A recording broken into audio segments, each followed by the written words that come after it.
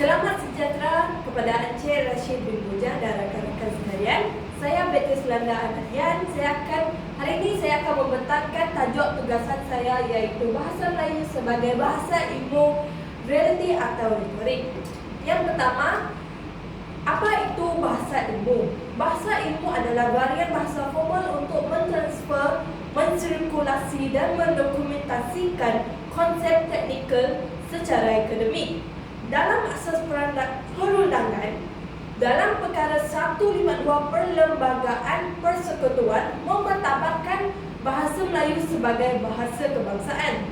Persoalannya, adakah pemertabatan bahasa Melayu ini satu realiti yang praktikal atau sekadar retorik nasionalisme semata-mata? Jadi kita lihat dari segi realiti pencapaian infrastruktur ilmu. Dari peranan Dewan Pustaka dan Negeri, sejak 1996, ratusan ribu istilah piawai dalam bidang perubatan, kejuruteraan dan undang-undang telah pun dibentuk. Malah, dalam bidang sains sosial dan kemanusiaan, penggunaan bahasa Melayu dalam bidang ini adalah sangat signifikan. Dalam penerbitan ilmiah pula di Universiti Awam, bahasa Melayu berfungsi secara dominan dan kukuh dalam penulisan tesis, sarjana dan PhD. Manakala dari hujah pakar pula mengatakan bahawa sains dan matematik mampu digarap dalam acuan bahasa Melayu tanpa menjelaskan ketepatan konsepnya. Kita seterusnya melihat dari cabaran, iaitu cabaran dominasi STEM, prestige akademik dan statistik penerbitan. Dalam dominasi STEM, bidang sains dan teknologi masih dikuasai oleh bahasa Inggeris atas faktor sejarah dan pengaruh global. Dalam prestige akademik pula, data daripada pangkalan antarabangsa seperti Scopus menunjukkan bahawa majoriti artikel berimpak tinggi diterbitkan dalam bahasa Inggeris kerana universiti mengejar penerapan global. Dan dalam statistik penerbitan pula, data menunjukkan kebanyakan artikel bidang sains dan teknologi menggunakan bahasa Inggeris dan ia sering melebihi 85%.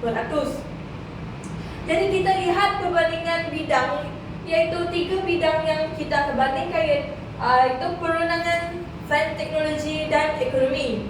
Dalam bidang perundangan, bahasa Melayu adalah sangatlah mantap kerana ia digunakan dalam mahkamah dan akta parlimen hinggalah sekarang. Manakala dari bidang sains dan teknologi, cabarannya adalah sangat besar kerana kebergantungan tinggi pada buku teks import dan jurnal antarabangsa. Manakala daripada bidang ekonomi pula, sektor awam menggunakan bahasa Melayu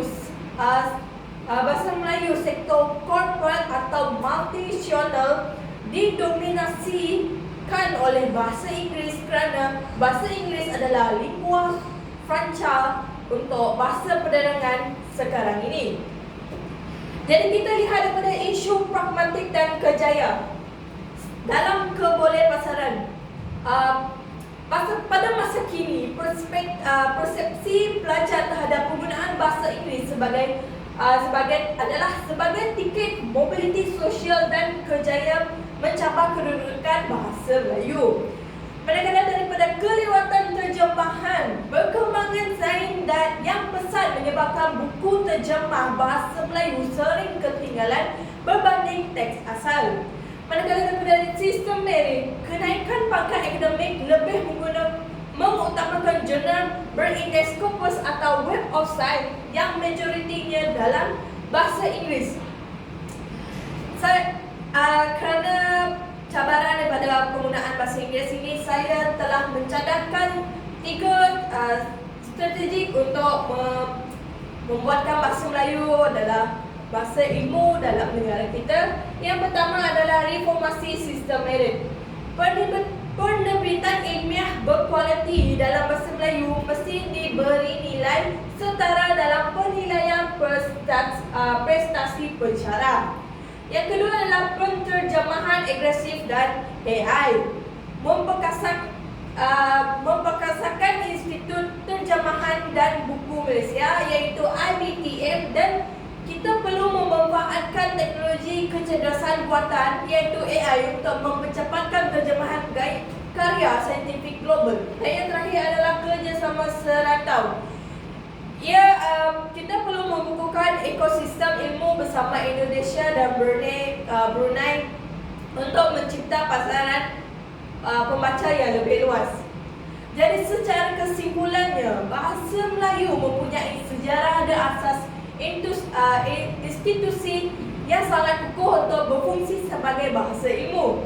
Tetapi statusnya sebagai realiti atau retorik sebenarnya bergantung kepada komitmen kolektif kita, iaitu kita semua, iaitu kerajaan, institut pendidikan dan komuniti akademik. Jadi ini adalah rujukan yang saya gunakan dalam laporan saya. Sekian, terima kasih.